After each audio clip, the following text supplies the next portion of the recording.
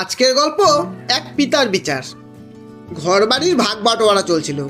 ডান দিকে বড় ভাই তো বাঁ দিকে ছোট ভাই চেয়ারে বসেছিল, আর তাদের মাঝখানে তাদের বৃদ্ধ পিতা নম্র ভেজা চোখে মাথা নিচু করে বসেছিল।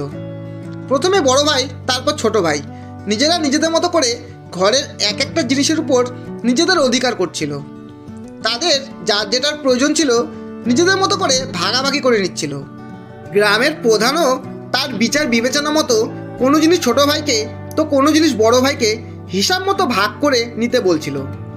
অবশেষে সমস্ত জিনিস ভাগ বাটোয়ারা হয়ে যাবার পর গ্রামের প্রধান বলল, এবার বলো তোমাদের পিতার দায়িত্ব কে নেবে? প্রধানের কথা শেষ হতে না হতেই দুই ভাই বলে উঠল, এতে আর বলার কি আছে, বাবা 6 মাস আমার কাছে থাকবে আর বাকি 6 মাস ভাইয়ের কাছে থাকবে। তখন গ্রামের প্রধান ও বাকি ব্যক্তিগণ যারা সেখানে উপস্থিত ছিল তারা সকলে তাদের কথায় সহমত পোষণ করলেন। কিন্তু হঠাৎ এতক্ষণ ধরে চুপ থাকা তাদের পিতার ভিতরে জমা লাভা এবার যেন জ্বালামুখী হয়ে ফেটে বেরোলো। সে রেগে গিয়ে চিৎকার করে সকলকে চুপ করতে বলল। তারপর তিনি বললেন, এটার বিচার তোমরা নয়, আমি করব। এই ঘর বাড়ি আমার কথা কান খুলে শুনে নাও।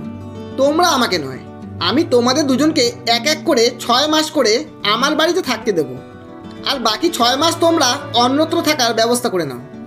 আর এটাই আমার শেষ কথা। বৃদ্ধ পিতার মুখে এ কথা শুনে তখন তার 2 ছেলে তো বটেই, সেখানে থাকা বাকি লোকজনেরাও যেন অবাক হয়ে গিয়েছিল। সেখানে উপস্থিত সকলের যেন চোখের পলক পড়ছিল না। এটা যেন একটা নতুন কিছু ঘটে গিয়েছিল। তারা এর আগে কোনোদিন এরকম নতুন কিছু শুনেছিল না দেখেছিল।